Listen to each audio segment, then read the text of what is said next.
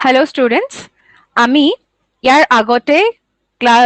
Class 8 or metals and non metals এটো chapter আছে তোমালোকৰ তাৰ আমি কি হলেকে আলোচনা কৰিছিলো chemical properties of metals আমি ডিসকাস কৰিছিলো ইয়াৰ আগৰ মোৰ যেটো লাইভ ক্লাস আছিলে হেতুত কিছুমান টেকনিক্যাল ডিফিকাল্টিজৰ কাৰণে আমি ক্লাসটো কৰিব নোৱাৰিলো হেতু যেহেতু অসুবিধা হৈছিলে তাত আমি অলপমান কথা জাস্ট ষ্টাডি কৰিছিলো নন মেটেল বিলাকৰ ৰিঅ্যাকচনৰ কথা হে কাৰণে মই ভাবিছো যে আজি তোমালোকৰ লগত মই নন মেটেলৰ ৰিঅ্যাকচনৰ পৰাই ষ্টাডি কৰি দিম মানে নন মেটেলৰ ৰিঅ্যাকচন উইথ অক্সিজেন তাৰ পৰাই আমি ষ্টাৰ্ট কৰিম আৰু ইয়াৰ আগলৈকে আমি যিখিনি চালো সেইখিনি হৈছে আমি মেটেল নন মেটেলৰ প্ৰপাৰ্টিজ খিনি চালো ফিজিক্যাল প্ৰপাৰ্টি আৰু আমি এতিয়া কি চাইছো কেমিক্যাল প্ৰপাৰ্টি খিনি চাইছো যিটো আমি ফাৰ্স্ট প্ৰপাৰ্টি অক্সিজেনৰ লগত ৰিঅ্যাকচন যেটো আমি মেটেলৰ কাৰণে চালো অলৰেডি কিন্তু আমি এতিয়া কি চাম নন মেটেলৰ ৰিঅ্যাকচন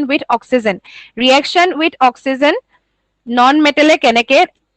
ৰিঅ্যাকচন কৰে গতিকে আসামিজ মিডিয়াম আৰু ইংলিশ মিডিয়াম দুইটাৰে সুবিধা হোৱাকৈ আমি এখিনি ডিসকাস কৰিম অধাতুৰ কথা আমি চাম এতিয়া প্ৰথমতে আমি অধাতুৰ বিষয়ে চাই লম আৰু তোমালোকে ক্লাস 10 ৰো যদি কোনোবা ষ্টুডেন্টে চাই আছা তেতিয়া হল তোমালোকৰো সুবিধা হ'ব কাৰণ তোমালোকৰ এটা চেপ্টাৰ আছে মেটেলছ এণ্ড নন মেটেলছ ইয়াৰ আগৰ ভিডিও কেইটাও যদি তোমালোকে চোৱা নাই তেতিয়া হলে চাই ল'ব পাৰা অক্সিজেনৰ সৈতে বিক্ৰিয়া অৰ্থাৎ আৰু তোমালোকে এটা কাম কৰিবা মই যে লিখি যাম তোমালোকে লগতেই তোমালোকে লিখি যাবা যাতে তোমালোকৰ টাইমটো বাছি যায় নহলে তোমালোকৰ কি হ'ব এবাৰ ভিডিওটো চালা বা স্ক্ৰিনশ্বট ললেও তোমালোকে আকৌ স্ক্ৰিনশ্বটৰ পৰা লিখিব লাগিব তাতকৈ ভাল হ'ব তোমালোকে একেবাৰে মই লিখোতে লিখি যোৱা কাৰণ মোৰো লিখোতে টাইম লাগিছে গতিকে তোমালোকৰো লিখোতে একেটা মেনেজ হৈ যাব টাইম আৰু মইতো ইংলিশতো লিখিম আসামিজতো লিখিম যিখিনি আসামিজ মিডিয়াম হিয়তে আসামিজত লিখিবা আৰু যিখিনি ইংলিশ মিডিয়াম তেওঁলোকে ইংলিশত লিখিবা গতিকে এতিয়া চাই যাবা আমি অক্সিজেনৰ সৈতে ৰিঅ্যাকচনৰ কথা চাম এতিয়া অধাতু বিলাকনো কোনবিলাক এক্সাম্পল বিলাক আমি কব পাৰো সালফাৰ কাৰ্বন অক্সিজেন এবিলাকেই হৈছে আসলতে অধাতু গতিকে এতিয়া আমি চাম যে সালফাৰে অক্সিজেনৰ লগত কেনেকে বিক্ৰিয়া কৰে হেনাখনো মই তোমালোকক কৈছিলো লাইভ ক্লাছত অকমানকে যে সালফাৰ ডাই অক্সাইড ফৰ্ম কৰিব আৰু হেতু হৈছে এটা গেছ তাৰ পাছত আহিলে কাৰ্বন প্লাস অক্সিজেন তোমালোকে ধৰিব পাৰিছা কি হ'ব CO2 আমি ইয়াক কি বুলি কওঁ কাৰ্বন ডাই অক্সাইড সালফাৰ ডাই অক্সাইড কাৰণ অক্সিজেন দুটা আছে ইয়াতে লগ লাগি সালফাৰ ডাই অক্সাইড বুলি কয় আৰু কাৰ্বন ডাই অক্সাইড আৰু এটা ৰিঅ্যাকচন আমি চাইছিলো হাইড্ৰোজেন আৰু অক্সিজেন লগ লাগি কি হয় ওয়াটাৰ হয় যেটো হৈছে লিকুইড গতিকে আমি কিছুমান গ্যাস পাইছো কিছুমান লিকুইড পাইছো যেতিয়া অধাতুৱে অক্সিজেনৰ লগত বিক্ৰিয়া কৰে তেতিয়া হলে কি প্ৰস্তুত কৰে অক্সাইড কিছুমান প্ৰস্তুত কৰে যেনেকে সালফাৰ ডাই অক্সাইড কাৰ্বন ডাই অক্সাইড আৰু এটুক আমি কি বুলি কৈছো ওয়াটাৰ বুলি কৈছো গতিকে এইবিলাক হৈছে ৰিঅ্যাকচন খিনি তোমালোকে দুটামান সেন্টেন্স লিখি লোৱা এখিনলৈকে লিখা হোৱা নাই যদি তোমালোকে লিখি লোৱা পটাপট লিখা আই হোপ তোমালোকৰ হৈছে নেক্সট স্লাইডত মই তোমালোকক এটা সেন্টেন্স লিখি থওঁ যাতে তোমালোকৰ সুবিধা হয় যে non metals combine with oxygen অক্সিজেনৰ লগত ৰিয়েক্ট কৰে non metals combine with oxygen আসামিজ মিডিয়ামতো মই লিখি দিম চিন্তা কৰিব নালাগে combine with oxygen to form কি ফৰ্ম কৰে অক্সাইড ফৰ্ম কৰে to form oxides মানে অধাতুৱে কি কৰে অধাতুৱে এটো হৈছে পইণ্টটো দেই অধাতুৱে অক্সিজেনৰ সৈতে তোমালোকে মোক কমেন্ট কৰি জনাবাচোন আখৰ বুজি পাইছানে নাই অধাতুৱে অক্সিজেনৰ সৈতে বিক্ৰিয়া কৰি অধাতুৰ অক্সাইড উৎপন্ন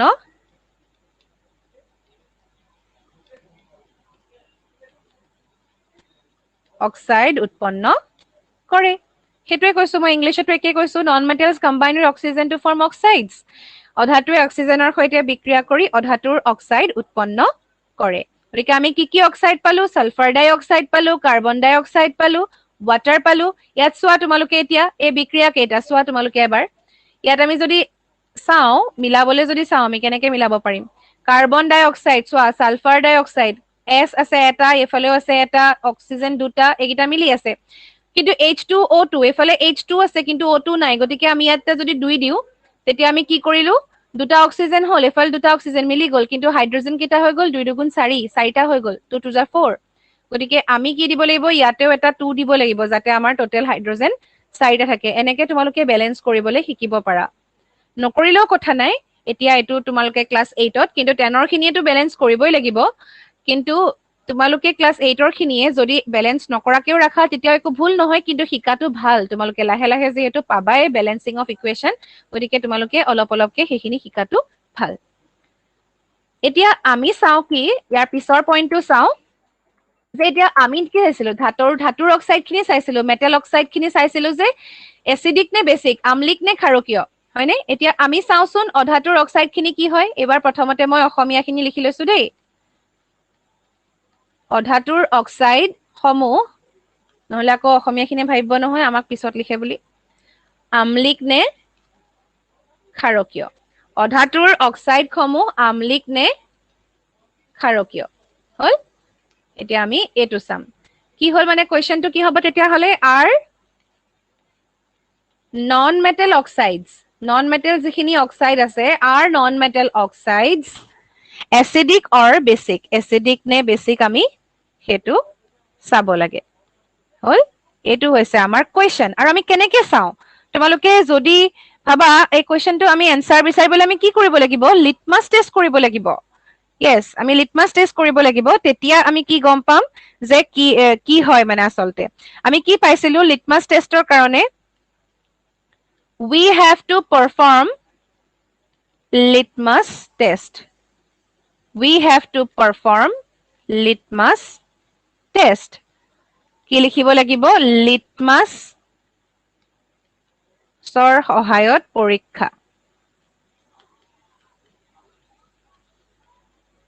পৰীক্ষা কৰিব লাগিব আমি কি পৰীক্ষা কৰিম এতিয়া অধাতুৰ যিবিলাক অক্সাইড আছে আমি সেইখিনি আসলতে কি কৰিব লাগিব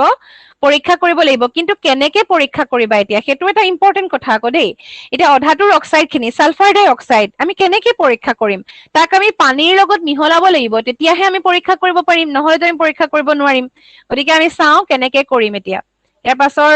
স্লাইডখন মই দেখাও তোমালোকে যদি লিখা নাই লিখি লও পটাপট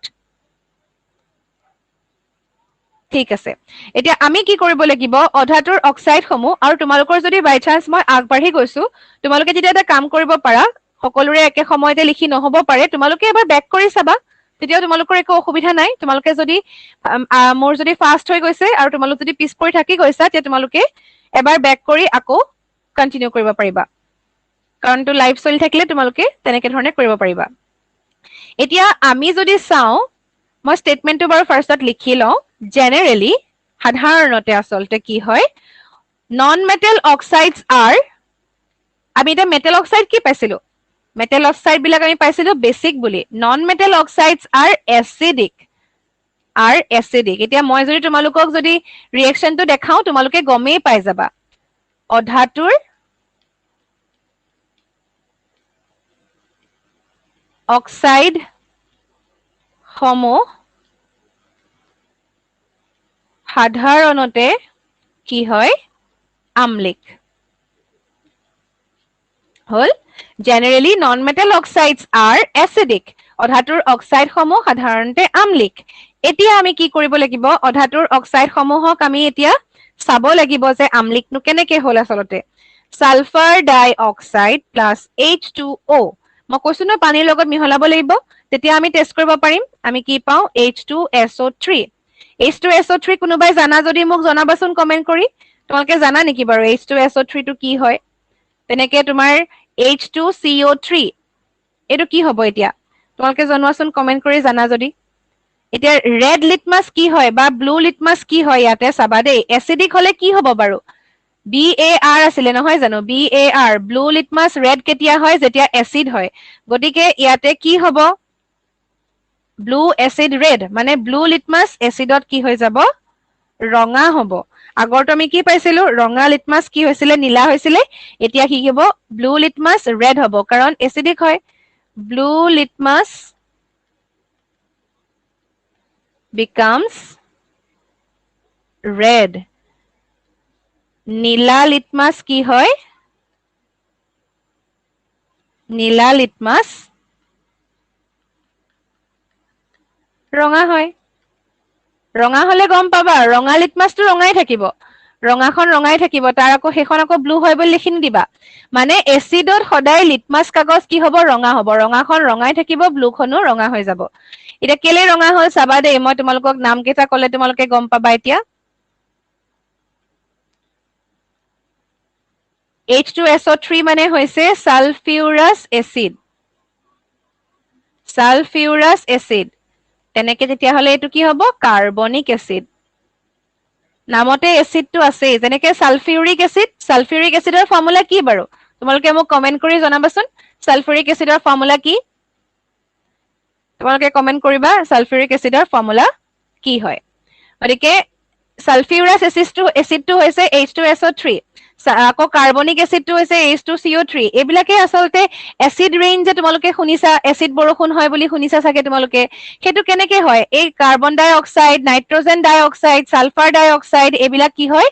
ইন্ডাস্ট্রি বিলাকৰ পৰা যিবিলাক ওলাই যায় গাড়ী মটৰৰ পৰা যিবিলাক ওলাই যায় সেইবিলাক কত বায়ুমণ্ডলত থাকে যেতিয়া বৰষুণ দিয়ে এই সালফাৰ ডাই অক্সাইডৰ লগত পানীৰ লগত যেতিয়া বিক্ৰিয়া হ'ব তেতিয়া কি হৈ যাব ৰিঅ্যাকশন উইথ ওয়াটাৰ যেতিয়া হ'ব সালফাৰ ডাই অক্সাইডৰ তেতিয়া হলে কি ফৰ্ম কৰিব সালফিউৰাস এসিড এইবিলাক কাৰ্বনিক এসিড এইবিলাক ফৰ্ম কৰে আৰু সেই এসিড খিনি যে তললে নামি আহিব আমাৰ গাত পৰিলে পুৰিব বা আমাৰ বেমাৰ হ'ব সালৰ অসুখ হ'ব বেমাৰ হ'ব গতিকে এইবিলাকে আসলতে কি হয় এসিড ৰেইন বুলি কোৱা হয় তেতিয়া তাত মানে মিডিয়ামটো ৰেইনটো এটা কি হয় ৰেইনটো এসিডিক নহয় গতিকে যেতিয়া সালফার ডাই অক্সাইডটো যেতিয়া সালফিউরাস এসিড হৈ পেলাই আহিব কার্বনিক এসিড হৈ আহিব তেতিয়া হলে সেইবিলাক কি হৈ যাব মিডিয়ামটো কি হৈ যাব এসিডিক হৈ যাব আমাৰ যিখিনি বৰষুণৰ পানী গতিকে সেইকাৰণে আমি এসিড ৰেইন বুলি কম তেনেকুৱা বেছি পলিউশন হোৱা এৰিয়া বিলাকত আমি এসিড ৰেইনৰ কথাবিলাক পাওঁ তাৰ পাছত এখিনলৈকে তোমালোকে লিখিলানে নেক্সট স্লাইডলৈ আমি যাওঁ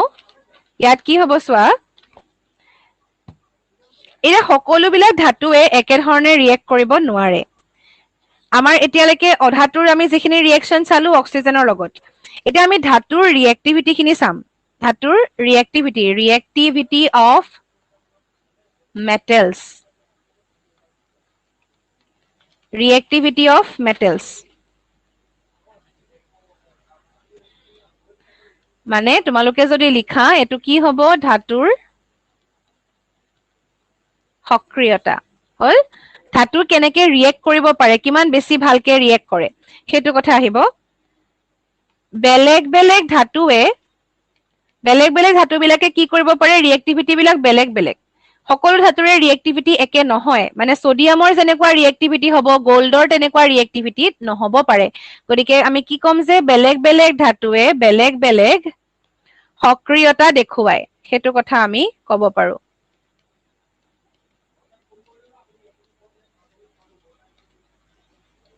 হল বেলেগ বেলেগ ধাতুৱে বেলেগ বেলেগ সক্ৰিয়তা দেখুৱায় তাৰ মানে কিনো মই ইংলিছতো এবাৰ লিখি দিও different metals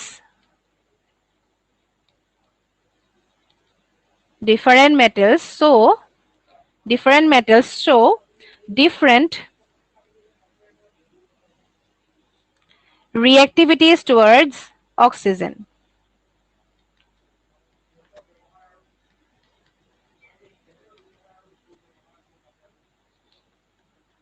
এটা সকলো মেটেলে একে ধৰণে ৰিয়েক্ট কৰিব নোৱাৰে এটা তোমালোকে জানা যে গোল্ড বা সিলভাৰ এইবিলাক অক্সিজেনৰ সংস্পৰ্শত থাকিলেও একো নহয় কিন্তু সোডিয়াম বা পটাছিয়াম যদি অক্সিজেনৰ সম্পৰ্কলৈ আহে তেতিয়া হলে সি বাৰ্ষ্ট মানে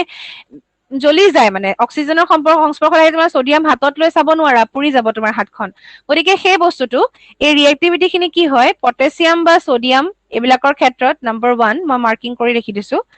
ইহঁতে কি হয় জানানে খুব ফাষ্ট হয় ভেৰি ফাষ্ট মানে বহুত বেছি সক্ৰিয় সিহঁতি বহুত সক্ৰিয় খুব সোনকালে ৰিয়েকশন কৰে জ্বলি যাব বা পুৰি যাব তেনেকুৱা ধৰণৰ হ'ব আইৰন আকৌ কি হয়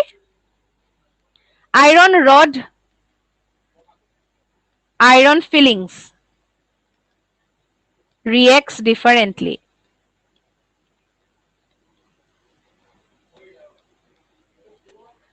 বেলেগ বেলেগ ধৰণে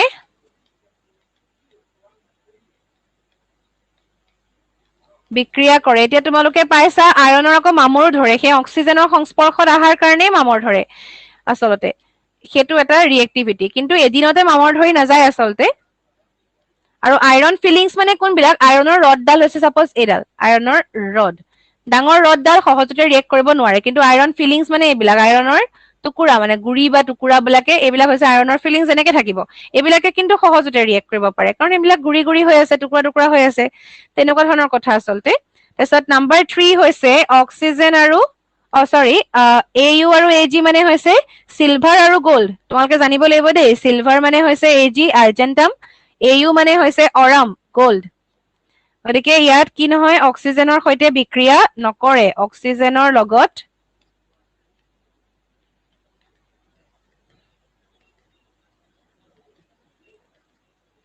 বিক্ৰিয়া নকৰে no reaction with oxygen সেইকাৰণে আমি সোণৰ বস্তু পিন্ধি থাকিলে নষ্ট হৈ নাযায় সেইটো কথা আচলতে সেইকাৰণে তেনেকে তোমাৰ মেগনেছিয়াম এলুমিনিয়াম জিংক লেড এবিলাকেও কি হয় অক্সিজেনৰ সৈতে বিক্ৰিয়া কৰে সিহঁতৰ কি হয় মই তোমালোকক এখিনতে লিখি নিদিও এখিনি কথা তথাপিতো তোমালোকে জানি থোৱাই যে এলুমিনিয়ামে অক্সিজেনৰ লগত বিক্ৰিয়া কৰে বুলি তোমালোকে কেনেকে গম পাবা তোমালোকে এটা কেৰাহী নতুন কিনি অনা কেৰাহী এটা চাবা কেনেকুৱা শাইন থাকে আৰু যেতিয়া কেৰাহীটো পুৰণা হৈ যায় তেতিয়া হলে সেই কেৰাহীটো কেনেকুৱা হৈ যায় অকমান এটা মানে হেতু আগৰ শাইনটো নাথাকে আৰু কি নতুনকে কিনি অনা কেৰাহীটো এলুমিনিয়ামৰ যদি কেৰাহী হয় তেতিয়াহলে তোমালোকে মানে নিজৰ মুখখনো দেখা পাবা কিন্তু যদি সেই কেৰাহীটোৱে ব্যৱহাৰ কৰা এবছৰৰ পাছত তাৰ একদমই কমপ্লিটলি চেঞ্জ হৈ যায় কেইদিনমান ব্যৱহাৰ কৰাৰ পাছতেই তাৰ কালাৰটো লাহে লাহে ফেড হ'বলৈ ধৰে কেলে হয় সেইটো আচলতে এলুমিনিয়ামে অক্সিজেনৰ লগত বিক্ৰিয়া কৰি এলুমিনিয়াম অক্সাইড ফৰ্ম কৰি দিয়ে এলুমিনিয়াম অক্সাইড Al2O3 এলুমিনা বুলিও কোৱা হয় ফৰ্ম কৰে ঠিক তেনেকৈ মেগনেছিয়ামেও মেগনেছিয়াম অক্সাইড ফৰ্ম কৰিব পাৰে জিংকে জিংক অক্সাইড ফৰ্ম কৰিব পাৰে PBA লেড কি কৰিব পাৰে লেড অক্সাইড ফৰ্ম কৰিব পাৰে গতিকে ইহঁতে অক্সাইড যেতিয়া ফৰ্ম কৰে ওপৰত এটা লেয়াৰ ফৰ্ম কৰি লয় লেয়াৰটো যেতিয়া ফৰ্ম কৰি দিয়ে তেতিয়া এই ভিতৰৰ এলুমিনিয়াম খিনিত ৰিয়েক্ট কৰিব নোৱাৰা হৈ যায় সেইকাৰণে ইউটেনচিল বিলাক কিনিলে আচলতে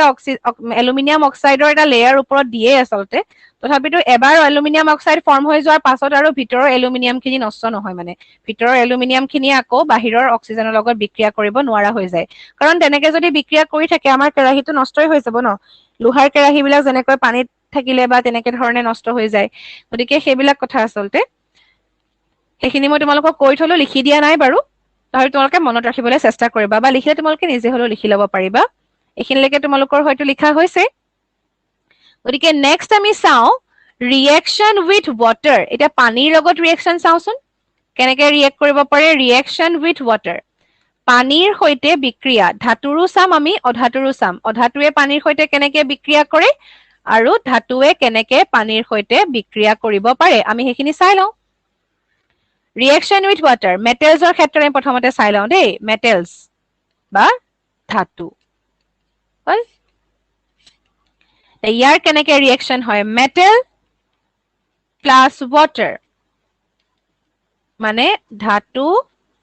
প্লাছ পানী বিক্ৰিয়া কৰিলে কি ওলাব জানানে মেটেল অক্সাইড হ'বই মেটেল অক্সাইড প্লাছ হাইড্ৰজেন ধাতুৰ অক্সাইড ফৰ্ম হ'ব তাৰ লগতে আগতে আমি ধাতুৰ অক্সাইড ডাইৰেক্টলি পাইছিলো হয়নে অক্সিজেনৰ লগত বিক্ৰিয়া কৰিলে কিন্তু এতিয়া আমি কি পাইছো হাইড্ৰজেন গেছ উৎপন্ন হোৱা বুলি পাইছো তাৰ মানে কি হাইড্ৰজেন গেছে কি কৰিব হাইড্ৰজেন গেছটো খুব সোনকালে জ্বলি যাব পাৰে মানে খুব মানে কম্বাষ্টিবল হয় গতিকে সি কি হ'ব জ্বলি যাব যদি পাৰে সেই পপ সাউন্ড ওলোৱা বুলি কয় এইটো এই গেছটো যেতিয়া ওলাই যায় এই বিক্ৰিয়াটো কৰিলে পপ সাউন্ড হোৱা বুলি কয় পপ সাউন্ড এটা মানে থপকে শব্দ এটা হয় ফুটি যোৱা নিচিনাকে গতিকে সেই ৰিয়েকশ্যনটো এনেকুৱা ধৰণে হাইড্ৰজেন গেছ ওলাই কাৰণে আচলতে সেই শব্দটো হয় তোমালোকক সুধিব পাৰে পপ সাউন্ডটো কিয় হয় during the reaction of A metal with water why the pop sound comes out বা happens এনেকে ধৰণে সুধিব পাৰে যে পপ শব্দটো কিয় হয় মেটেলৰে ধাতুৱে পানীৰ সৈতে বিক্ৰিয়া কৰিলে তোমালোকে ক'ব লাগিব যে অক্সাইড ফৰ্ম কৰে আৰু লগতে হাইড্ৰজেন গেছো ওলাই কিন্তু তোমালোকে যদি এই বিক্ৰিয়াটো চোৱা এইখিনিলৈকে বৰ তোমালোকে লিখি লোৱা প্ৰথমতে ইয়াত যদি চোৱা যদি তোমালোকে মেটেল অক্সাইডৰ পাছত মেটেল অক্সাইডতে সিহঁতি ষ্টপ হৈ নাযায় দেই ৰিয়েকশ্যনটো সেইটো এটা মনত ৰাখিবা কাৰণ ৱাটাৰ যেতিয়া বেছিকে থাকিব মেটেল অক্সাইডে আকৌ ৱাটাৰৰ লগত বিক্ৰিয়া কৰি পেলাই মেটেল হাইড্ৰক্সাইড ফৰ্ম কৰিব পাৰে সেইটো কিন্তু ইম্পৰ্টেণ্ট মেটেল হাইড্ৰক্সাইড হৈ যায় আৰু এইবিলাক বেছিক হয় আচলতে ধাতুৰ অক্সাইডে কি কৰিব ধাতুৰ অক্সাইড হৈ থাকিব নহয় মই এটা ৰিয়েকশ্যন দেখাই পেলাই তোমালোকক দিম বাৰু ধাতুৰ অক্সাইড প্লাছ ৱাটাৰ মানে H2O ই কি ফৰ্ম কৰিব ধাতুৰ হাইড্ৰক্সাইড ফৰ্ম কৰি দিব কেনেকৈ হয় মই তোমালোকক এটা এক্সাম্পলৰ সহায়ত দেখাম এইখিনিলৈকে তোমালোকে লিখি লোৱা হল আৰু এটা নোট তোমালোকে লগতে লিখি লোৱা all metals do not react with water এটো তোমালোকে হয়তো ধৰিব পাৰিছাই কাৰণ এতিয়া আমি সোণৰ অৰ্নামেন্টস বিলাক গা ধোৱা সময়টো খুলি থব লগা নহয় মানে ধৰা সব অৰ্নামেন্টস বোৰ কথা কোৱা নাই আৰু সকলোৱে সদায় চেইন টেন কিবা কিবিটো পিন নাথাকে কিন্তু কাণফুলি জোৰ ছোৱালী বিলাকৰ ক্ষেত্ৰত থাকে বা কাৰোবাৰ আঙুঠি হাতত থাকে গতিকে সেইবিলাক বস্তুটো আমি খুলি নথওঁ গা ধোৱা সময়ত তাৰ মানে কি ৰিয়েকচন নকৰে একচুয়ালি ৱাটাৰ লগত সেই কাৰণে আচলতে আমি পিন থাকিব পাৰো সকলো ধাতুৱে কি বুলি ক'ব পাৰা পানীৰ লগত বিক্ৰিয়া নকৰে সকলো ধাতুৱে পানীৰ সৈতে বিক্ৰিয়া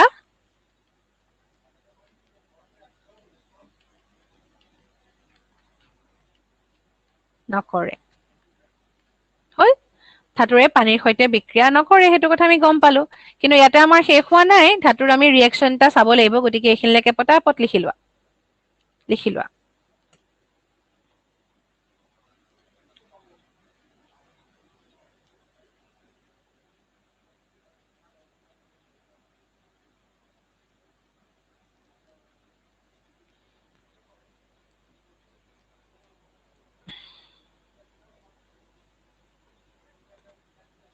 ঠিক আছে এতিয়া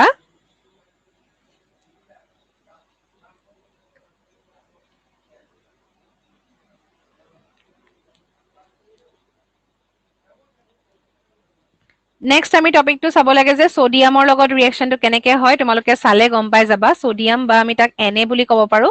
অসমীয়াত সোডিয়াম বুলি লিখি ল'বা আৰু সোডিয়ামৰ পানীৰ সৈতে বিক্ৰিয়া মানে বা লিখি নললেও কথা নাই দেই মই বিক্ৰিয়াটো দেখাই দিওঁ তোমালোকক কেনেকৈ হয় Na + H2O Na টো কি মেটেল নহয় জানো এইটো লিকুইডটো ৱাটাৰ লিকুইডটো লৈছো আমি আৰু কি ৱাটাৰ লৈছো জানানে কোল্ড ৱাটাৰ মানে ঠাণ্ডা পানী কোল্ড ৱাটাৰ বুলি মই লিখি দিছো এইখিনিতে ঠাণ্ডা পানী বুলি নিলিখৰ ধৰিব পাৰিবাই তোমালোকে কোল্ড ৱাটাৰ বুলি ক'লে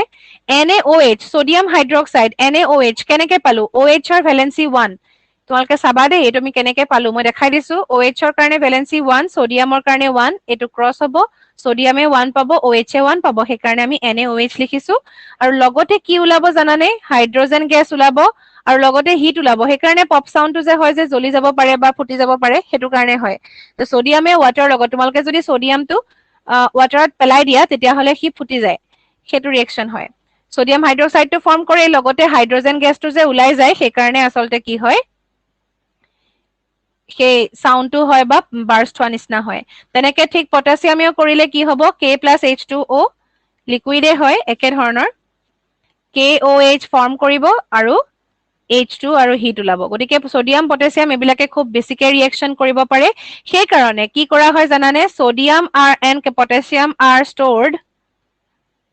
in kerosene তোমালোকে যদি কেতিয়াবা ইন ফিউচাৰ তোমালোকে দেখা পোৱা তেতিয়া তোমালোকে গম পাবা যে সোডিয়াম আৰু পটাছিয়াম কেক কেৰোচিনত ষ্ট'ৰ কৰা হয় কেৰোচিনত সংৰক্ষণ কৰা হয় ৰখা হয় মানে আৰু নহলে কি হৈ যায় পানীত ৰাখিব নোৱাৰা অক্সিজেনত ৰাখিব নোৱাৰা মানে তুমি নৰমেলি ৰাখিব নোৱাৰা এটা কেৰোচিনত ডুবাই থব লাগে সি কেৰোচিনৰ লগতহে বিক্ৰিয়া নকৰে সাধাৰণতে কি হয় কেৰোচিন বিলাকে ৰিয়েকচন মানে কেনেকুৱা কেৰোচিন তুমি জুই ওচৰলৈ লৈ আনিলে জ্বলি যায় কিন্তু সোডিয়াম পানীৰ ওচৰলৈ আহিলে জ্বলি যায় কিন্তু কেৰোচিনত ইহঁতি সেফ থাকে কিমান এটা অদ্ভুত কথা সেই কাৰণে আচলতে আমাৰ কাৰণে কেমিষ্ট্ৰি ইন্টাৰেষ্টিং তোমালোকে দেখিছা মই আগতেও কৈছো যে হাইড্ৰোজেন আৰু অক্সিজেন হাইড্ৰোজেন হৈছে পুৰা জ্বলি যোৱা বস্তু এটা অক্সিজেন হৈছে তোমাৰ যিয়ে জুই জ্বলাওঁতে সহায় কৰে কিন্তু দুইটা লগ লাগি গলে কি ওলাই আকৌ পানী ওলাই মানে কি যিটোৱে জুই নমোৱাত সহায় কৰে গতিকে chemistry is very much interesting কেমিষ্ট্ৰিটো ইমানেই ইন্টাৰেষ্টিং মানে তোমাৰ প্ৰতিটো বস্তু এটা মলিকিউল ষ্টেটত তাৰ বেলেগ হৈ যায় প্ৰপাৰ্টি তাৰ এটমিক ষ্টেটত তাৰ প্ৰপাৰ্টি বেলেগ যেতিয়া সি এটা অণু হয় তেতিয়া বেলেগ হয় তেতিয়া কম্পাউণ্ড হলে বেলেগ হয় মিশ্ৰ হলে বেলেগ হয় তাৰ সকলো ক্ষেত্ৰতে তাৰ প্ৰপাৰ্টি বিলাক আমি বেলেগ বেলেগ ধৰণে পাওঁ গতিকে আমি সেই কথাখিনি ষ্টাডি কৰিলেহে আমি আচলতে তাৰ ভিতৰত কি আছে গম পাওঁ এতিয়া তোমালোকে কিছুমান ইন্টাৰেষ্টিং বস্তু দেখিলাই যে সোডিয়াম পটাছিয়াম এইবিলাক কি হয় একদম মেটেলৰ শাৰীতে পৰে কিন্তু তথাপিতো সিহঁতক তুমি চুৰিৰে কাটিব পাৰা পানীত সিহঁতি বাৰ্ষ্ট হৈ যায় অক্সিজেনৰ লগত খুব ভিগৰাছলি ৰিয়েকচন কৰে কিন্তু সিহঁতক ষ্ট'ৰ কেনেকে কৰো আমি কেৰোচিনত কিমান ইন্টাৰেষ্টিং ফেনমেনা তাৰ পাছত আমি আহো এতিয়া আৰু কেইটামান আমি মেটেল চাই লওঁ তেহেঁতিনো কেনেকে ৰিয়েকশ্যন কৰে চাবা দেই এতিয়া আমি কেনেকে ৰিয়েকশ্যন কৰে চাবা কেলছিয়ামে কেনেকে ৰিয়েক্ট কৰে চাবা কেলছিয়ামে ৱাটাৰৰ লগত কেনেকে ৰিয়েক্ট কৰে জানানে কেলছিয়ামে হাইড্ৰক্সাইড ফৰ্ম কৰিব কিন্তু কেলছিয়াম হাইড্ৰক্সাইডৰ ফৰ্মুলা হৈছে এইটো আৰু পানীখিনি কোল্ড ৱাটাৰে হয় কেলছিয়ামেও কোল্ড ৱাটাৰৰ লগত ৰিয়েক্ট কৰিব পাৰে কেলছিয়াম হাইড্ৰক্সাইড ফৰ্ম কৰে তোমালোকে চূনৰ ক্ষেত্ৰত দেখিবাই চূন পানী দেখিবাই তোমালোকে তাত তোমাৰ কি হয় কেলছিয়ামে নহয় জানো গতিকে ইয়াত কি হ'ব কেলছিয়াম হাইড্ৰক্সাইড কেনেকে পালে কেলছিয়াম হাইড্ৰক্সাইড কেলছিয়াম আছে OH আছে মই কি কৈছিলো OH ৰ কাৰণে তোমালোকে কি পাবা 1 পাবা OH ৰ কাৰণে 1 পাবা এতিয়া কেলছিয়ামৰ কাৰণে কি পাবা কোৱাচোন কেলছিয়ামৰ কাৰণে কি হ'ব জানানে তোমালোকে তোমালোকে যদি ভেলেন্সি টেবুলখন চোৱা তাত তোমালোকে কেলছিয়ামৰ কাৰণে 2 পাবা গতিকে এইটো যদি ক্ৰছ হয় তেতিয়াহ'লে কি হ'ব জানানে কেলছিয়ামৰ 1 হ'ব আৰু OH ৰ কাৰণে 2 আমিতো দুটা আছে OH সেইকাৰণে আমি এনেকে ধৰণে লিখিব লাগিব OH টো এটা যিহেতু মিক্স হৈ আছে O আৰু H সেইকাৰণে আমি এনেকে ধৰণে পাইছো ঠিক তেনেকৈ আমি মেগনেছিয়ামৰ কাৰণে চাওঁ যদি মেগনেছিয়ামে আকৌ ৱাটাৰৰ লগত ডাইৰেক্ট ৰিয়েক্ট কৰিব নোৱাৰে গতিকে আমি কি ল'ব লাগে হট ৱাটাৰ গৰম পানী ল'ব লাগিব তেতিয়া সি মেগনেছিয়াম হাইড্ৰক্সাইড ফৰ্ম কৰিব কিন্তু ইয়াত তোমাৰ অক্সিজেন হাইড্ৰজেন নোলায় এইবিলাক তোমালোকৰ হয়তো এক্সামৰ পাৰপজৰ কাৰণে নাহিব পাৰে ক্লাছ 8তে কিন্তু তথাপিতো ৰিয়েকশ্যনবোৰ মই তোমালোকক দেখাই দিছো যে হাইড্ৰক্সাইড যে কৈ আছো হেতুনো আচলতে হয়নো কি এতিয়া চাবা আৰু দুটামান চাবা এলুমিনিয়াম আইৰন এইবিলাকে কি কৰিব নোৱাৰে কোল্ড ৱাটাৰৰ লগত ৰিয়েক্ট নকৰে মানে সকলোৱে পানীৰ লগত বেলেগ বেলেগকে ৰিয়েক্ট কৰে চাবা এতিয়া হট ৱাটাৰৰ লগত আকৌ কি হ'ব কৰিব পাৰে ইহঁতে হট ৱাটাৰৰ লগতো ৰিয়েক্ট কৰিব নোৱাৰে কিন্তু যদি তুমি গৰম কৰি লোৱা ষ্টিম মানে গৰম নহয় ঠিক কি হ'ব ষ্টিম হলে একদম ভাপ অৱস্থাত বা গেছীয় অৱস্থাত ইহঁতে কিন্তু ৰিয়েক্ট কৰিব পাৰে মানে এলুমিনিয়ামে পানীৰ লগত কেতিয়া বিক্ৰিয়া কৰিব যেতিয়া সি ষ্টিম হৈ থাকিব বা ভাপ হৈ থাকিব গেছীয় অৱস্থাত যে থাকিব তেতিয়াহে কৰে আৰু তেতিয়া কি ফৰ্ম কৰে Al2O3 প্লাছ 3H2 সেইকাৰণে খানা বনাই থাকিলে যে এটা সময়ত গৈ পেলাই এলুমিনিয়াম অক্সাইড ফৰ্ম হয় বুলি কৈছে সেইটো কাৰণে খানা বনাওতে আমাৰ গৰম কৰা যায় হিট কৰা যায় পানীখিনি ষ্টিম অৱস্থাত যায় সেইটো কথা আচলতে ঠিক তেনেকৈ আইৰনো তোমাৰ কি হয় ৱাটাৰৰ লগত বিক্ৰিয়া কৰিলে এইটো গেছ ফৰ্মতে আমি লৈছো Fe3O4 প্লাছ H2 এতিয়া এইটো তোমালোকক এই বিক্ৰিয়াটো প্ৰথমটো মই বিক্ৰিয়াটোৰ সমীকৰণটো সমতুল কৰি দেখাই দিছো এনেকে ধৰণে হ'ব তোমালোকে সমতুল কৰিবা বেলেন্সিং কৰিবা specially class 10 student you should try to balance this equation এই ইকুৱেশ্যনটো তোমালোকে বেলেন্স কৰিবলৈ ট্ৰাই কৰিবা ক্লাছ 8ৰ খিনিয়ে নোৱাৰিলেও বাৰু কথা নাই কিন্তু 10ৰ খিনিয়ে এটলিষ্ট বেলেন্স কৰি পেলাই তোমালোকে মোক জনাবা এইখিনিলৈকে লিখা জলদি নেক্সট আহিলে PbCuAgAu মানে lead copper silver গোল্ড এইবিলাকে কিন্তু পানীৰ লগত ৰিয়েকশ্যন নকৰে মনত ৰাখিবা তোমালোকে আমি এইখিনি পানীৰ ৰিয়েকশ্যনৰ কথাই পঢ়ি আছো দেই ৰিয়েকশ্যন নকৰে বিক্ৰিয়া নকৰে বুলি লিখিব পাৰা তোমালোকে এইখিনি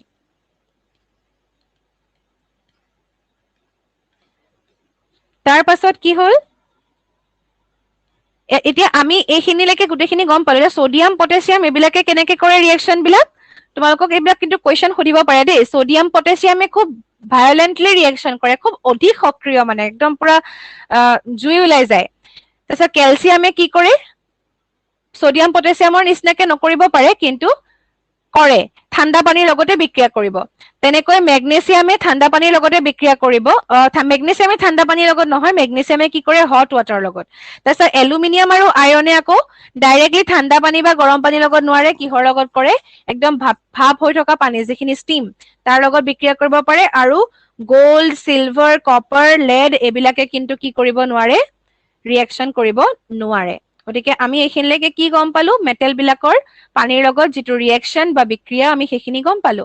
নেক্সট আমি চাওঁ নন মেটেলৰ ক্ষেত্ৰত চাই লওঁ আমি অধাতুৰ ক্ষেত্ৰত পানীৰ সৈতে বিক্ৰিয়া আমি সেইটো চাম দেই পানীৰ লগত অধাতুৱে আকৌ এটা কথা হয় নৰ্মেলি ৰিয়েক্ট কৰিব নোৱাৰে বুজি পালা নৰ্মেলি ৰিয়েক্ট কৰিব নোৱাৰে সেইকাৰণে আমি কি বুলি ক'ম নন মেটেলছ তোমালোকে এতিয়া কাঠ এটুকুৰা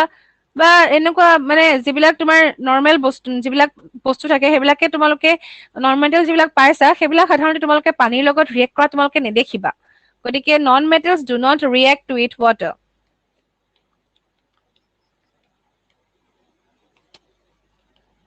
প্লাষ্টিক এটুকুৰা এতিয়া সেইবিলাকো তোমালোকে চাবাচোন ক'তনো ৰিয়েক্ট কৰে পানীৰ লগত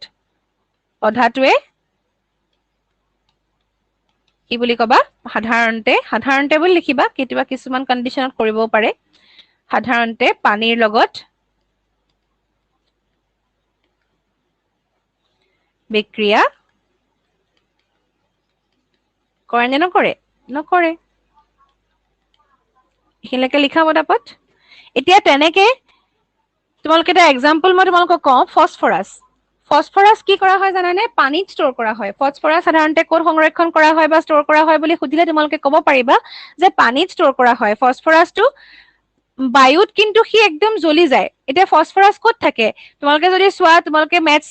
মেটষ্টিক মানে জুইশলাৰ কাঠি বিলাকত কি থাকে ৰেড ফছফৰাছ মানে ৰেড ফছফৰাছ থাকে সেইকাৰণে তোমালোকে যে দেখা যে জুইশলা কাঠিডাল কেনেকুৱা হয় আগটো কি থাকে ৰেড কালাৰ থাকে তাত একচুৱেলি কি আছে ফছফৰাছ আছে যেতিয়া আমি ফছফৰাছ ডোখৰ ঘঁহাই দিওঁ সেই খাৰ যিখিনি আছে সেই বেছ ছাবষ্টেন্স থাকে কিছুমান তাত ঘঁহাই দিলে কি হৈ যায় ফ্ৰিকশ্যন প্ৰডাকশ্যন হয় ফ্ৰিকশ্যন যেতিয়া হ'ব ঘঁহনি যেতিয়া খাব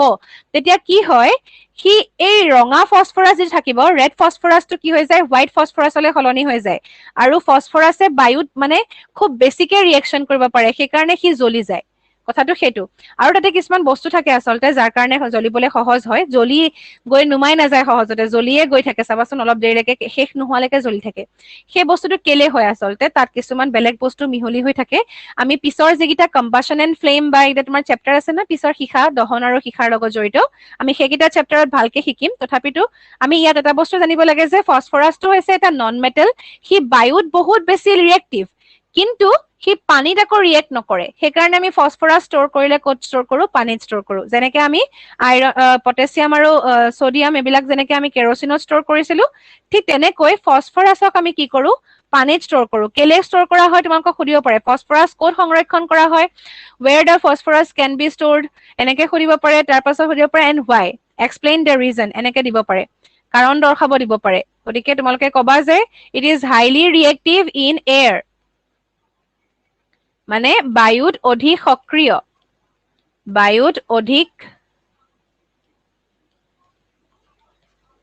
সক্ৰিয়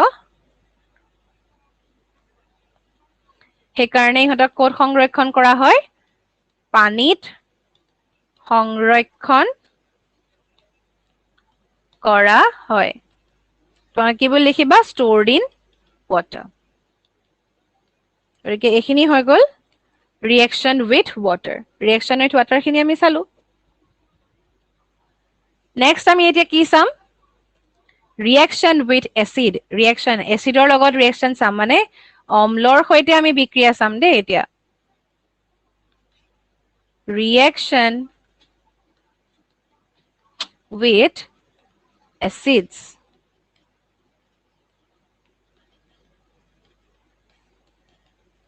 অম্লৰ সৈতে বিক্ৰিয়া প্ৰথমতে আমি ধাতুৰ ক্ষেত্ৰত চাই লওঁ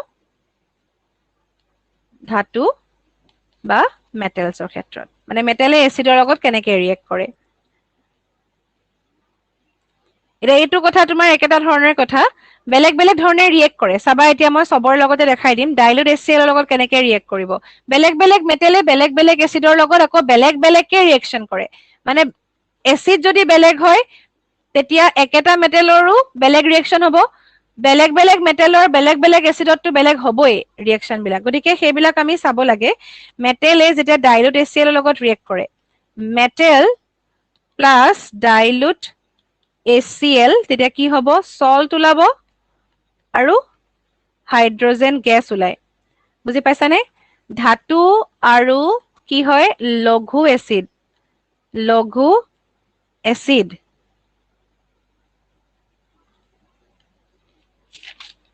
তেতিয়াহ'লে কি হ'ব লঘু এচিড মানে লঘু হাইড্ৰক্লৰিক এচিড আচলতে হাইড্ৰক্লৰিক বুলি লিখিবা তোমালোকে তেতিয়াহ'লে কি ওলাব বুলি কৈছে লৱণ সল্ট মানে লৱণ প্লাছ H2 গেছ ওলাব মানে ইয়াতো তোমাৰ কি পাবা পপ সাউন্ড পাবা এখিনলৈকে লিখি লোৱাচোন বাৰু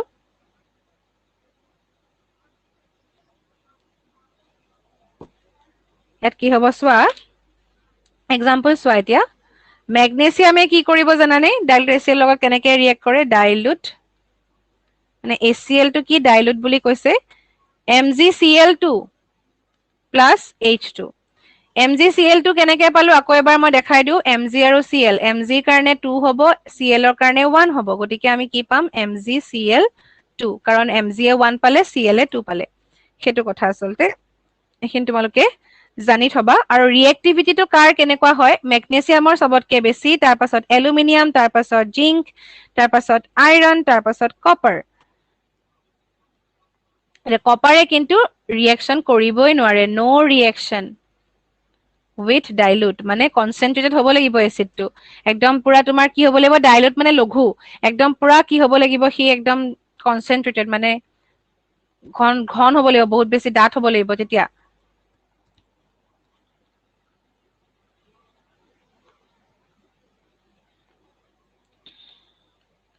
লঘুৰ লগত বিক্ৰিয়া নকৰে বুলি ক'ব পাৰা বিক্ৰিয়া মানে এইটো কপাৰৰ কাৰণে দেই অকল ইয়াৰ পাছত আমি চাওঁ এটা এচিড আছে যাক আমি কি বুলি কওঁ জানানে একুৱাৰেজিয়া বুলি কওঁ আমি সেইটো কথা চাব লাগে যে একুৱাৰেজিয়া বা অম্লৰাজ কি হয়নো আচলতে একুৱা ৰেজিয়া বা অম্লৰাজ এইটোৰ কথা আমি কিন্তু চাব লাগিব একুৱাৰেজিয়া বা অম্লৰাজ মানেনো কি এইটো হৈছে এটা এচিডেই হয় ইয়াক আচলতে বনোৱা হয় কেনেকে বনোৱা হয় জানানে ইয়াত কিমান থাকে কি থাকে জানা কনচেনট্ৰেটেড হাইড্ৰক্লৰিক এচিড কিমান থাকিব and concentrated nitric acid HNO3 কিমান থাকিব জানানে কনচেনট্ৰেটেড হাইড্ৰক্লৰিক এচিড আৰু কনচেনট্ৰেটেড নাইট্ৰিক এচিড কোনটো ৰেচিঅ'ত থাকে 3:1 অনুপাতত মানে আমি যদি কনচেনট্ৰেটেড হাইড্ৰক্লৰিক এচিড মানে যদি ধৰা তোমাৰ এনেকুৱা হ'ব তুমি 12 লৈছা 12 ml লৈছা মানে টোটেল 15 ml উলিয়াইছা আৰু তাতে 12 ml তোমাৰ কি থাকিব ধৰা এইখিনিলৈকে 15 ml যদি হয় তুমি এইখিনিলৈকে 12 ml লৈকে আমি কি দিছো হাইড্ৰক্লৰিক এচিড দিলো তাৰ পাছত তুমি এইখিনিত কি দিলা HNO3 দি দিলা 3 ml তেতিয়া টোটেল কিমান হ'ব 15 ml হ'ব 12:3 হ'ব ৰেচিঅ 12 সৰি এইখিনি তোমাৰ কি হ'ব লাগিব 4 ml হ'ব লাগিব 12 ml 4 ml হ'লে তোমাৰ টোটেল 16 ml হ'ব লাগিব 16 ml টোটেল 4 হ'ব দেই 4 ml ললা এইফালে আৰু 12 ললা মানে কি হ'ব 4 ml লৈ পেলাই তুমি যদি 12 ml লোৱা মানে টোটেল তোমাৰ 16 ml হ'ব নহয় সেই 16 মিলিলিটাৰ যিমান তুমি লৈছা একুৱাৰেজিয়া মানে সেইখিনি একুৱাৰেজিয়া বুলি কওঁ আমি তো তাত তোমাৰ 12 ml কি আছে কনচেনট্ৰেটেড HCl আছে একদম ফিউম জ্বলাই থাকে আৰু বহুত বেছি কনচেনট্ৰেটেড হয় বহুত বেছি মানে ঘনত্ব তাৰ বহুত বেছি বস্তুটো মানে বহুত বেছি সক্ৰিয় হ'ব সি বেছিকে গাঢ় হ'ব বহুত বেছি গাঢ় বুলি লিখিবা তোমালোকে এইটো কনচেনট্ৰেটেডটো গাঢ় লিখিবা তেতিয়া ভাল হ'ব বেছি ৱৰ্ডটো গাঢ় HCl আৰু গাঢ় লঘু আৰু গাঢ় বুলি কয় আচলতে গাঢ় HNO3 3:1 ৰেচিঅ'ত থাকিব ইহঁতি আৰু তেতিয়া ইহঁতে কি কৰিব পাৰে জানানে ইহঁতে ইমানেই বেছি সক্ৰিয় যে ইহঁতে চিলভাৰ আৰু সোণ এইবিলাক গলাব পাৰে it can melt this can be melt বুজি পালা মানে আমাৰ যে কেতিয়া সোণাৰী ওচৰত যে লৈ যোৱা যায় যে সোণ আৰু এইবিলাক যে গলাবৰ কাৰণে তেতিয়া এই একুৱাৰেজিয়াটোৱে ব্যৱহাৰ কৰে তাৰপিছত নন মেটেলে কিন্তু তোমালোকে বেলেগকে মই নকওঁ পইণ্টটো non metal doesn't react with acid বুলি লিখিবা নন মেটেলে এচিডৰ লগত ৰিয়েক্ট নকৰে non metal doesn't react with acid গতিকে বেলেগকে আমি পইণ্ট আৰু নাচাওঁ বেছৰ লগত বিক্ৰিয়াখিনি চামগৈ গতিকে ইয়াত তোমালোকে সেইকাৰণে লিখি থবা যে non metal does not react with acid অধাটোৱে এচিডৰ সৈতে বিক্ৰিয়া নকৰে হল এইখিনিলৈকে তোমালোকে এনেকে লিখিবা ইয়াৰ পাছত আমি পইণ্টটো কি চাম ৰিয়েকশ্যন উইথ বেছ বেছৰ লগত কেনেকে মেটেলে ৰিয়েক্ট কৰে আৰু কেনেকে নন মেটেলে ৰিয়েক্ট কৰে ৰিয়েকশ্যন উইথ বেছ গতিকে তোমালোকৰ আমনি লাগিছে নি বাৰু মই কথাখিনি বহুত টান টান লাগিছে নি অকমানটো টান হ'বই কাৰণ আমি যেতিয়া ভৌতিক ধৰ্মখিনি বা ফিজিক্যাল প্ৰপাৰ্টিখিনি আমি চাইছিলো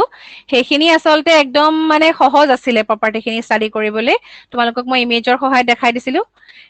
বেছি ইমান টান নহয় কিন্তু এইখিনি গোটেইখিনি ৰিয়েকশ্যনেই হয় আচলতে গতিকে ৰিয়েকশ্যন বিলাক মনত ৰখাত আমাৰ আৰু টান আৰু তোমালোকৰ বুকত কি কৰিছে ক্লাছ 8ৰ বুকত বিশেষকৈ বস্তুখিনি তোমালোকক জাষ্ট এটা এটা লাইনত লিখি থোৱা আছে যে এনেকুৱা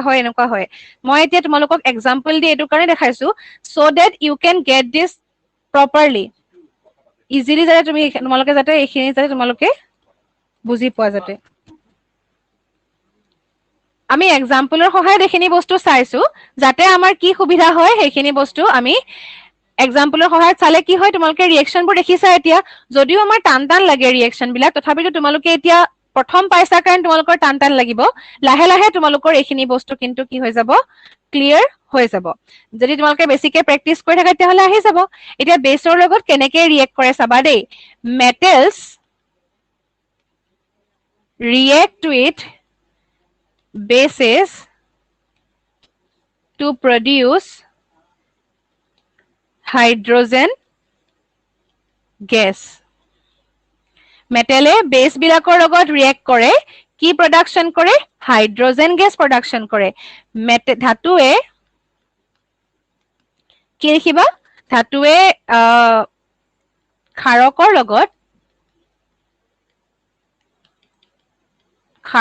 লগত বিক্ৰিয়া কৰি কি প্ৰডাকশ্যন কৰিব হাইড্ৰজেন গেছ প্ৰস্তুত কৰে লিখা হাইড্ৰজেন গেছ প্ৰস্তুত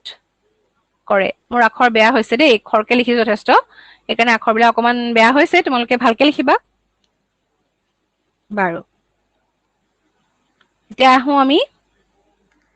চাও এক্সাম্পল কেইটামান চাই লওঁ বেছৰ লগতনো কোনবিলাকনো বেছ আচলতে বেছ বুলি যে কৈছো খাৰ বুলি যে কৈছো কোনবোৰ জানানে খাৰ বিলাক এক্সাম্পল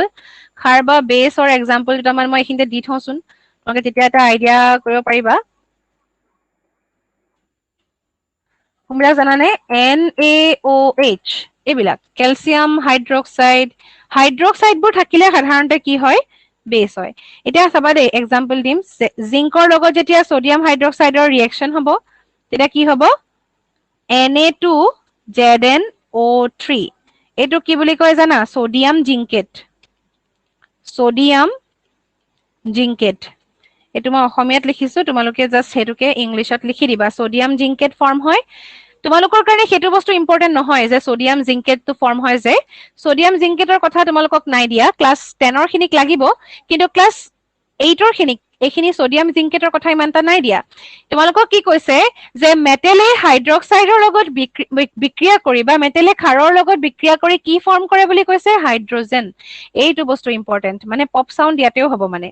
বুজি পালা তেনেকৈ তোমালোকে এলুমিনিয়ামৰ ৰিয়েকশ্যনটোত যদি চোৱা এলুমিনিয়ামৰো সেম NaOH এটা ৰিয়েক্ট কৰিব তাৰ লগত যদি ওৱাটাৰ দিয়া হয় তেতিয়াহ'লে কি ৰিয়েকশ্যন হ'ব NaAlO2 প্লাছ 3H2 এনেকে ধৰণে বিক্ৰিয়া হ'ব আৰু তোমালোকে সেইখিনি বস্তুতকে বেছি তোমাৰ ইম্পৰ্টেণ্ট এইটো তোমালোকে নাজানিব পাৰা কিন্তু তোমালোকে এইটো জানিব লাগিব যে হাইড্ৰজেন প্ৰস্তুত কৰে মানে তোমালোকে ইয়াৰ পৰা এটা কথা গম পাইছা যে ছডিয়াম বা এলুমিনিয়াম বা অন্যান্য মেটেল বিলাকে বা জিংক এইবিলাকে মানে মেটেল অক্সাইডৰ লগত ৰিয়েক্ট কৰিলে কি ফৰ্ম কৰিব হাইড্ৰজেন গেছ ফৰ্ম কৰিব মানে ক্ষাৰকৰ লগত বিক্ৰিয়া কৰিলে মেটেলে বা ধাতুৱে কি কৰে হাইড্ৰজেন গেছ ফৰ্ম কৰে ঠিক তেনেকৈ অধাতুৰ বিক্ৰিয়াসমূহ কি বুলি কৈছে আচলতে ইয়াতে জটিল বুলি কৈছে গতিকে আমি অকমান চাই লওঁ বাৰু অধাতুৰ বিক্ৰিয়াসমূহৰ লগত আচলতে কি হয় অক্সাইডছ অফ নন মেটেল দেই oxides of non metal direct metal non মেটেলে ৰিয়েক্ট নকৰে oxides of non metal reacts with bases to form salt and water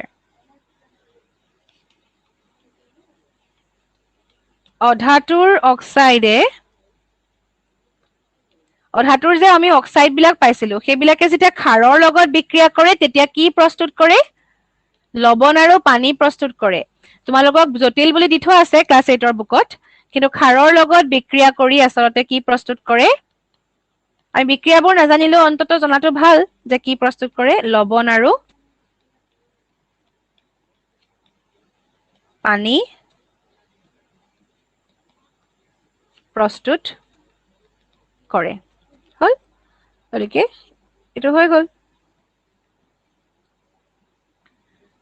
example দুটামান আমি চাম ইয়ালৈকে যদি তোমালোকে লিখা নাই লিখি লোৱা এইখিনিলৈকে চাবা দেই নন মেটেল অক্সাইড অধাতুৰ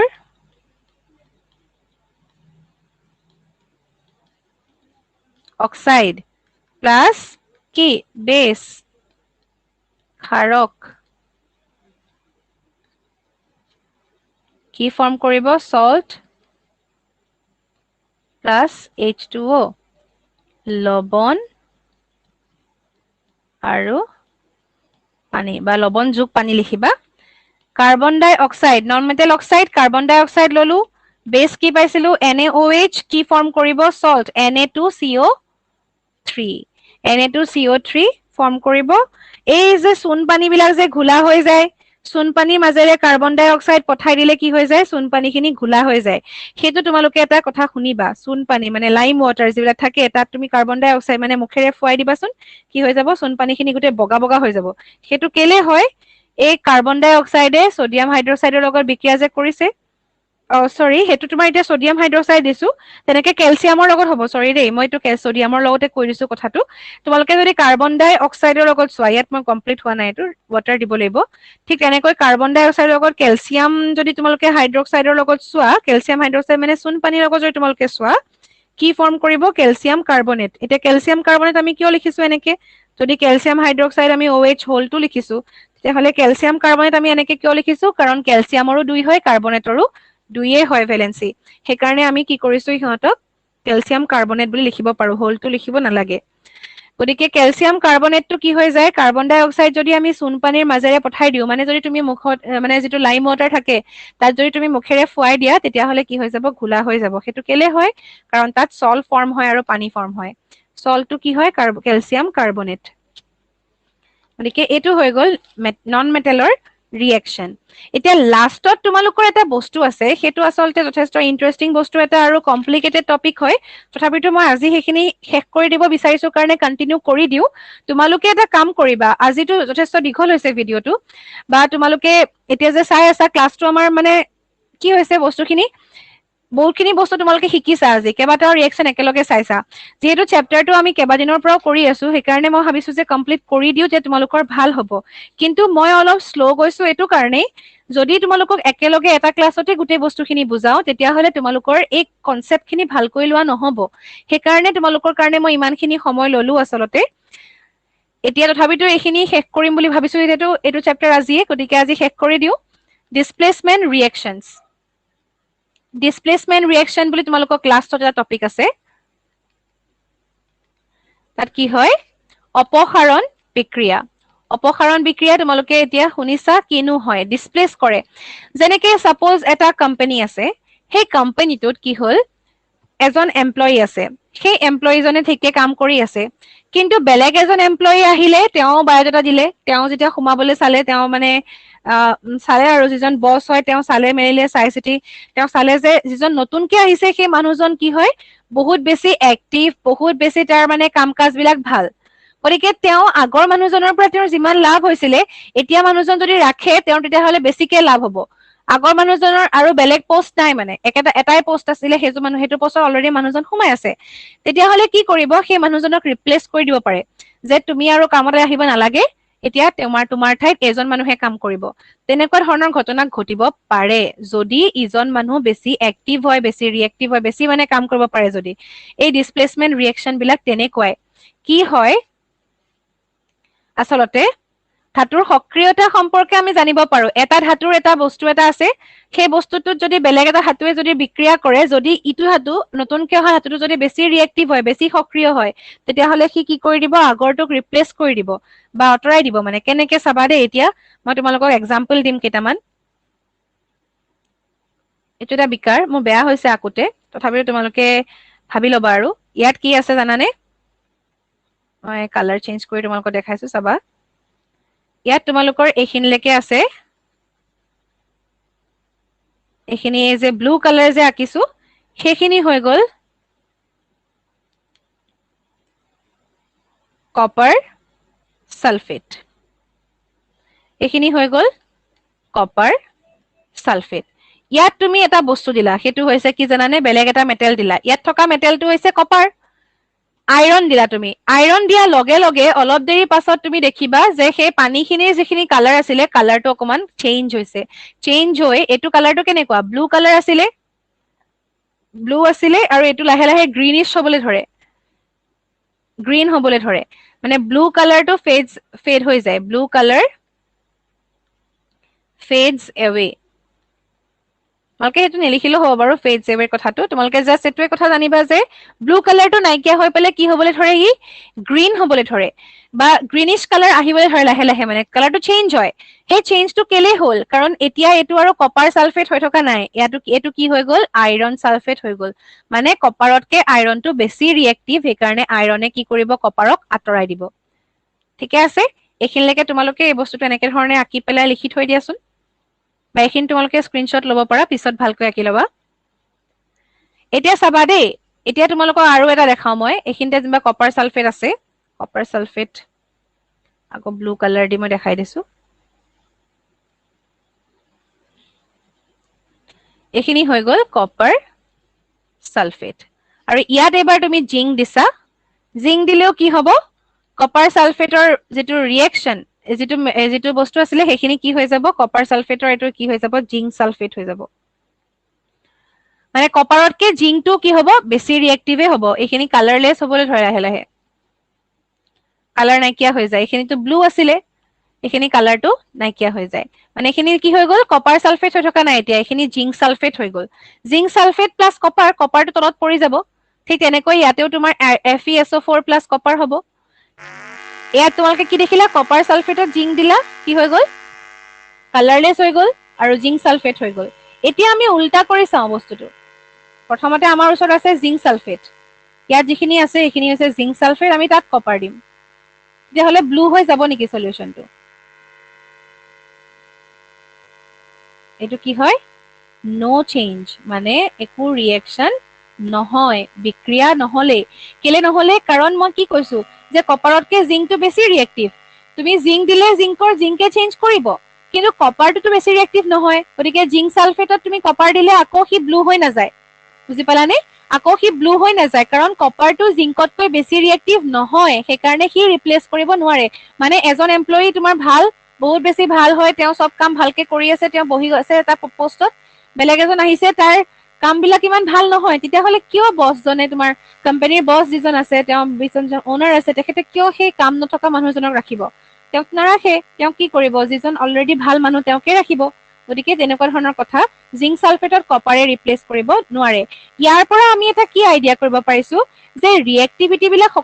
সকলোবিলাক মেটেলৰে কি হয় বেলেগ বেলেগ গতিকে এইটো কথা এটা আমি আইডিয়া কৰিব পাৰো তোমালোকে এটা কথা লিখি লোৱা ইয়াৰ পাছত more reactive metal এটা পইণ্ট লিখিলো আচলতে more reactive metal displaces less reactive হল অধিক সক্ৰিয় ধাতুৱে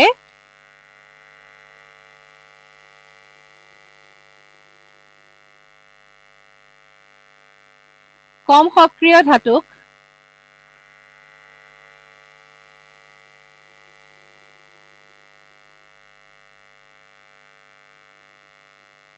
অপসাৰিত কৰে অধিক সক্ৰিয় ধাতুৱে কম সক্ৰিয় ধাতুক অপসাৰিত কৰে মানে ৰিপ্লেচ কৰি দিব পাৰে বা ডিসপ্লেস কৰি দিব পাৰে যদি এটা বেছি সক্ৰিয় আহি যায় গতিকে আমি কি পালো ইয়াতে আমি যে চাইছিলো যে প্ৰথমতে কি আছিলে কপাৰ সালফেট আছিলে কপাৰ সালফেটত আমি জিংক দিলো তাত মানে কি হল জিংক প্লাস কপাৰ সালফেট এই ৰিয়েকচনটো হলে কি হ'ব জিংক সালফেট ফৰ্ম হৈ যাব ই ৰিপ্লেচ কৰিলে কপাৰ সালফেটক আৰু কপাৰ থাকি যাব তাৰ মানে কি জিংক কপাৰতকে বেছি ৰিয়েক্টিভ সেইটো আমি গম পাব পাৰো ঠিক তেনেকৈ আমি যদি চাওঁ তোমালোকে যদি লিখা নাই তোমালোকে এটা কাম কৰিবা স্ক্ৰিনশ্বট লৈ ল'বা মই আকৌ এবাৰ দেখাই দিছো বাৰু আৰু যদি তোমালোকে পিছ পৰি গৈছা তেতিয়াহ'লে আকৌ এবাৰ চাই ল'বা কাৰণ মই যদি ৰৈ থাকো তেতিয়াহ'লে অলপমান বেছি লেট হৈ যাব সেইকাৰণে মই এইখিনি কণ্টিনিউ কৰি দিছো জিংক সালফেটত তুমি কপাৰ দিছা এবাৰ কি হ'ল ৰিয়েকশ্যনটো মানে জিংক সালফেট আছে তাত তুমি কপাৰ দিছা ৰিয়েকশ্যন হ'বনে নো ৰিয়েকশ্যন বিক্ৰিয়া নহয় বিক্ৰিয়া নহয় বুলি লিখিবা কাৰণ কপাৰতকে জিংকটো বেছি ৰিয়েক্টিভ নহয় একো চেঞ্জ নহয় আৰু বিক্ৰিয়া নহয় বুলি তুমি কেনেকৈ গম পাবা বিক্ৰিয়া নহয় বুলি আমি গম পাইছো কাৰণ কালাৰ সলনি হোৱা নাই তেনেকৈ তুমি আইৰণৰ লগত কপাৰ দিয়া কি হ'ব আইৰণ সালফেট হৈ যাব প্লাছ কপাৰ মানে কি হ'ল আইৰণটো কপাৰতকে বেছি ৰিয়েক্টিভ মানে জিংকে হওক আইৰণেই হওক কপাৰতকে বেছি ৰিয়েক্টিভ গতিকে এই তিনিটা বস্তুৰ ভিতৰত আটাইতকৈ কম ৰিয়েক্টিভটোৱে হৈছে কপাৰ কথাটো সেইটো এতিয়া তোমালোকক লাষ্টত মই এটা তোমালোকক ইম্পৰ্টেণ্ট পইণ্ট এটা কওঁ কুৱেশ্যন এটা দিওঁ তোমালোকৰ কাৰণে হোমৱৰ্ক বুলি তোমালোকে ধৰিব পাৰা right all the differences between metals and non-metals on the basis of their properties. Properties বিলাকৰ ওপৰত ভিত্তি কৰি property মানে যিবিলাক সিহঁতৰ ধৰ্ম মানে কোনবিলাক physical chemical both সিহঁতৰ property বিলাক ওপৰত ভিত্তি কৰি ধৰ্মৰ ওপৰত ভিত্তি কৰি ধৰ্মৰ ওপৰত দিছো যে ধৰ্ম মানে কি হ'ব